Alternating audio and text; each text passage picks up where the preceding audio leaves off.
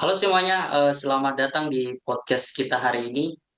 Kita bakal ngobrol santai tapi berbobot eh, tentang dua hal yang sangat penting yang gak cuma berguna di dunia kerja tapi juga di kehidupan sehari-hari, yaitu pola pikir sistem dan networking. Kali ini kita sudah kedatangan narasumber, Mas Taufik. Halo Mas Taufik. Halo, selamat siang semuanya. Salam sehat. Terima kasih Mas Saiful sudah diundang buat jadi pembicara hari ini. Mudah-mudahan yang saya sampaikan bisa bermanfaat buat teman-teman semua ya. Tentunya, Mas. Baik, teman-teman, pada kesempatan ini kita melakukan podcast kali ini dengan daring karena Mas Taufik saat ini itu sedang lagi di Qatar, sedang kerja.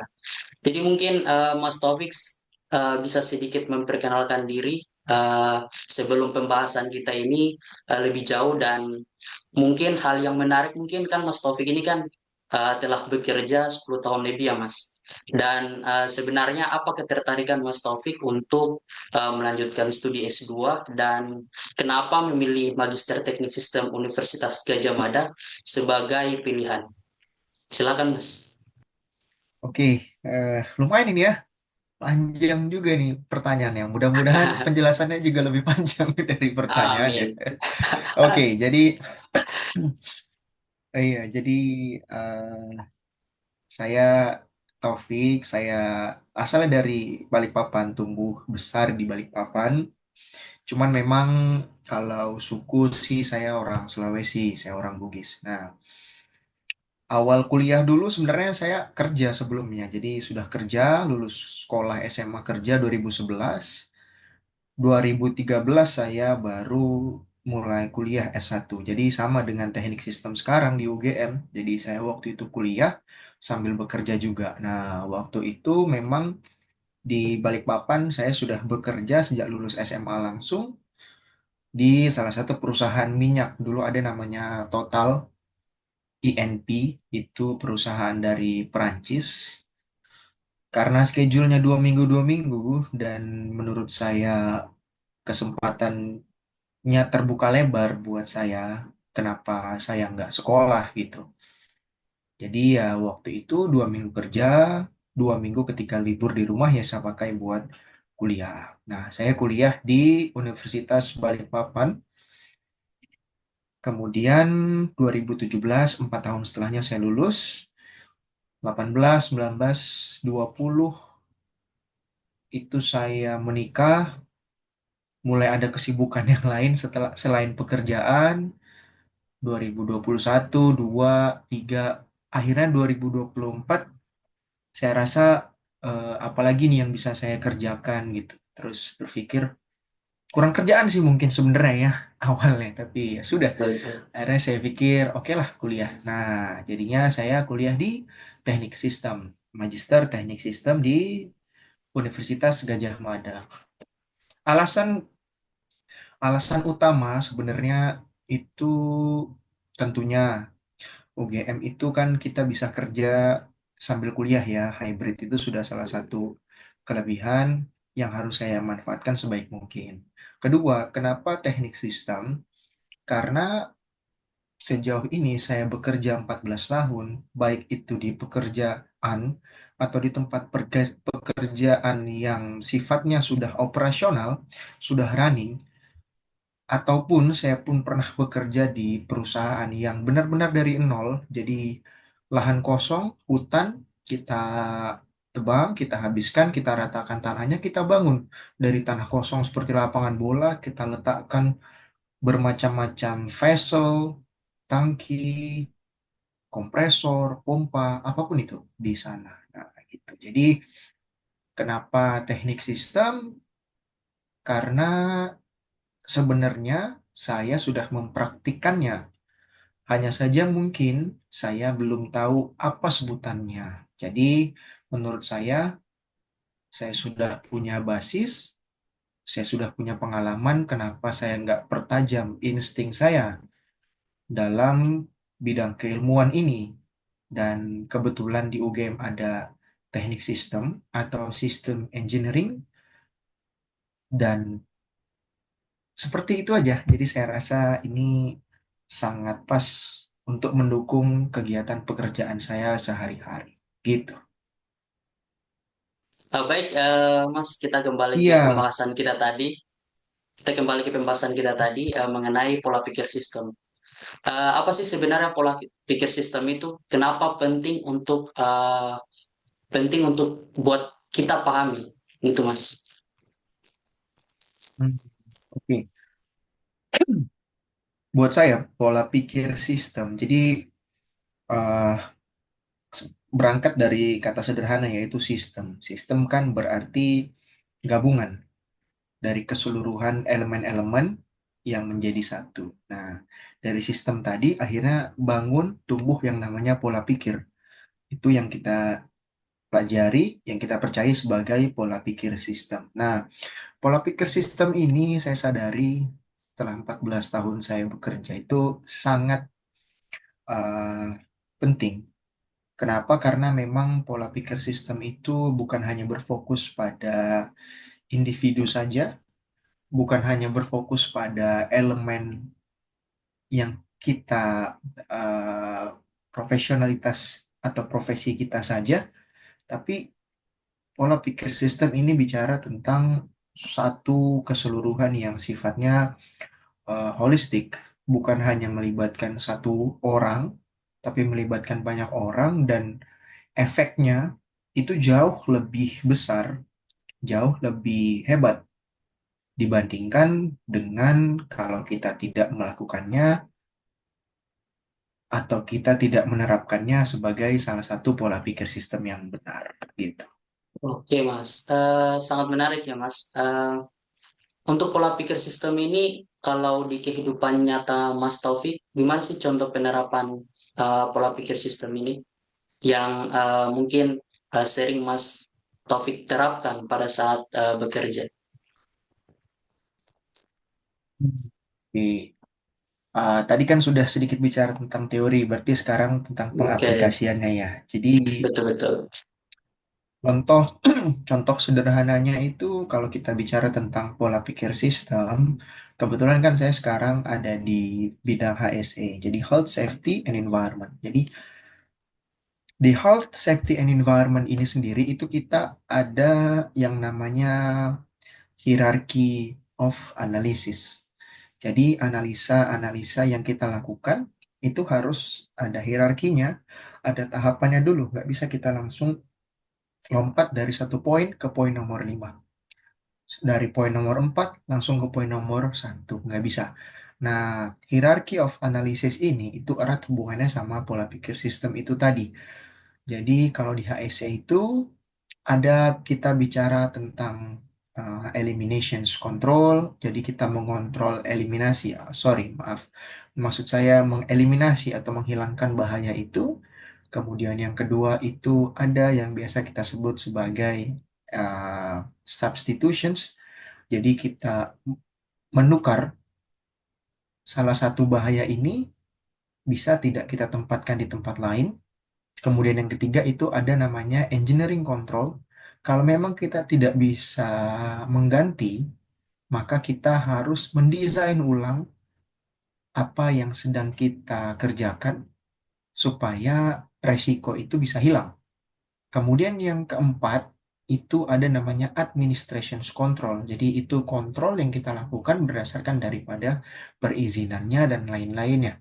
Jadi ketika kita tidak bisa mengeliminasi bahayanya, kita tidak punya barang penggantinya, substitusi tadi, kemudian kita tidak bisa mendesain ulang, maka hierarchy of control yang keempat dalam pola pikir sistem yang saya aplikasikan adalah administration control. Jadi semua surat-surat dokumennya kita pastikan itu aman. Kalaupun memang barang itu mau dikerjakan, harus sudah dapat persetujuan dari berbagai pihak yang berhubungan dengan pekerjaan tersebut. Contoh, ada pekerjaan penggantian kompresor, pengerjaan pompa. Kalau memang hal dibutuhkan sampai dengan manajer yang menandatangani pekerjaan tersebut dengan alasan bahaya yang cukup signifikan, maka mereka harus menandatangani hal tersebut tanpa pengecualian. Kemudian yang kelima, yang terakhir itu kita biasa bilang sebagai personal protective equipment atau alat pelindung diri. Jadi ini adalah hal terakhir yang kita lakukan dalam mengaplikasikan bagaimana pola pikir sistem itu bisa bekerja dengan baik, bisa bekerja dengan holistik dan sistematik di tempat kita gitu.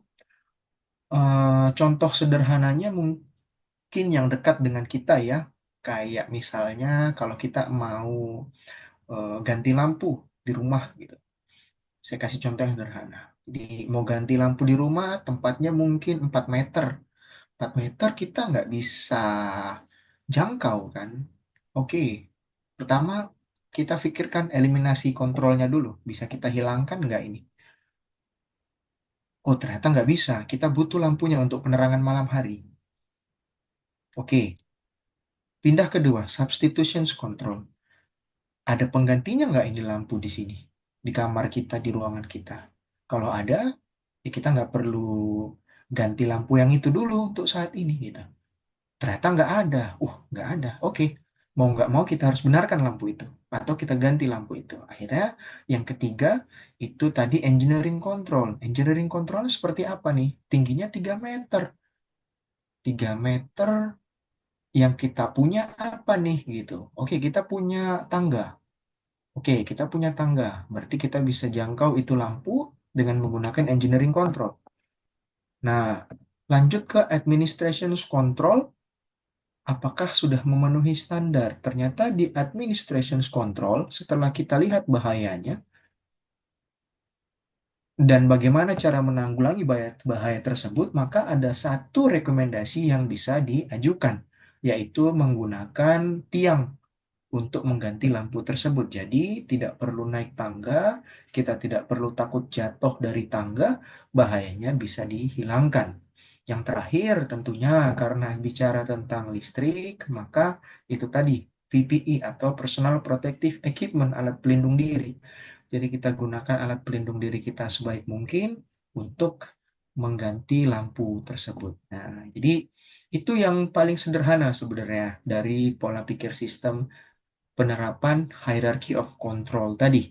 Kalau mau dibikin yang rumit sih bisa aja, cuma mungkin waktunya kita yang nggak cukup ya. Gitu. Wah, mantap sekali, Mas. Dari segi teori sudah oke, pengalaman pun oke. Saya rasa untuk teman-teman di rumah juga bisa mudah untuk pahami dengan bahasa yang sederhana gitu, Mas. Baik, sekarang Mas kita nyambung ke networking. Gimana sih cara membangun jaringan yang efektif? Karena saya yakin untuk pola pikir sistem sendiri, salah satu konsep yang penting itu yaitu networking. Hmm, oke. Bicara tentang networking, mungkin ada satu poin yang menarik ya, karena cerita sedikit, ini perusahaan saya keempat bekerja. Nah, bisa ada di saya bisa ada di sini sekarang, saya bisa kerja di Qatar sekarang itu juga eh, tidak lepas dari yang namanya networking. Nah, kebetulan memang saya termasuk salah satu yang beruntung menurut saya pribadi. Kenapa? Dalam hal ini karena saya tidak eh, menggunakan dalam tanda kutip orang dari dalam, tapi saya menggunakan agent.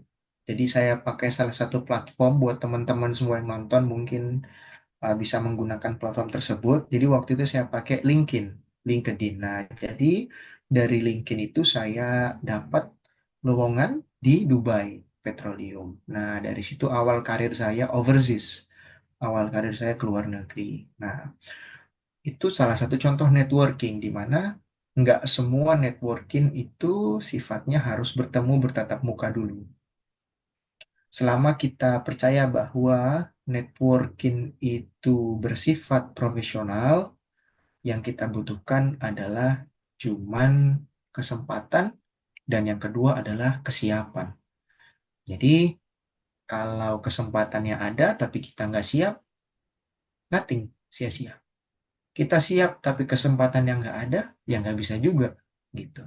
Nah, kemudian bicara networking, tadi kan yang nggak bertatap muka ya. Nah, terus Pentingnya menjaga networking itu seperti apa? Oke, saya kasih contoh. Yang kedua, saya bekerja di Sulawesi Tengah, di Lubuk Banggai.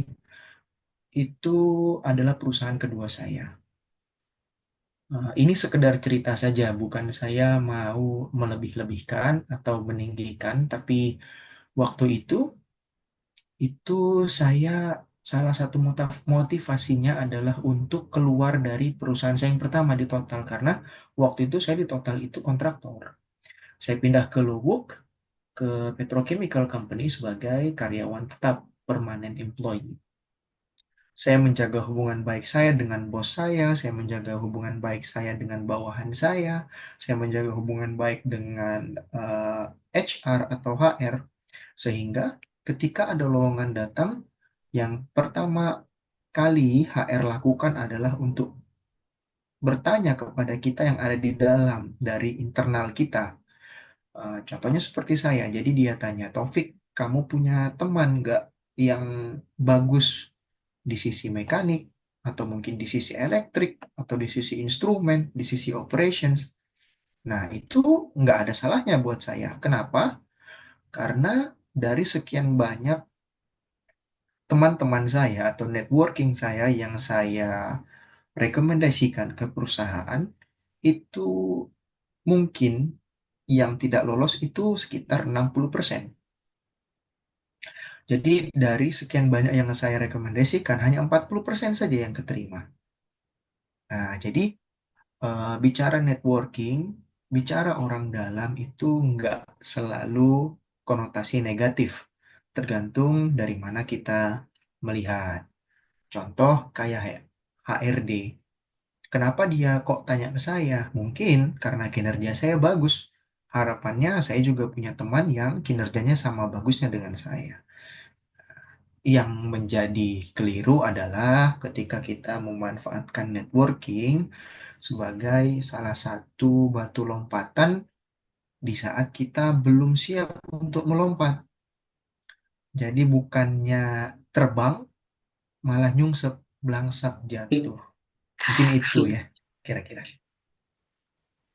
Jadi ya, orang dalam itu tidak selalu ini ya negatif. Tapi kalau seandainya kita memang layak di posisi tersebut kan, kenapa tidak kan? Selagi itu tidak merugikan orang lain. Ah, mantap sekali nih Mas pembahasan kita kali ini. Mungkin tidak terasa nih Mas, waktu kita udah mau habis. Mungkin ada pesan-pesan Oke. terakhir buat mungkin ada pesan-pesan terakhir buat pendengar kita di rumah soal pola pikir sistem atau networking, Mas. Oke, baik. Terakhir ya dari saya. Bicara tentang pola pikir sistem, semakin dewasa kita, semakin banyak tanggung jawab yang kita harus pegang, maka pola pikir sistem itu harus semakin terasah, dan bagaimana cara mengasahnya adalah tentunya dengan mengaplikasikannya di kehidupan yang nyata. Apakah harus bekerja di perusahaan yang nomor satu dulu baru bisa? Enggak. Apakah harus hidup di lingkungan yang baik dulu baru bisa menerapkan pola pikir sistem? Itu juga enggak.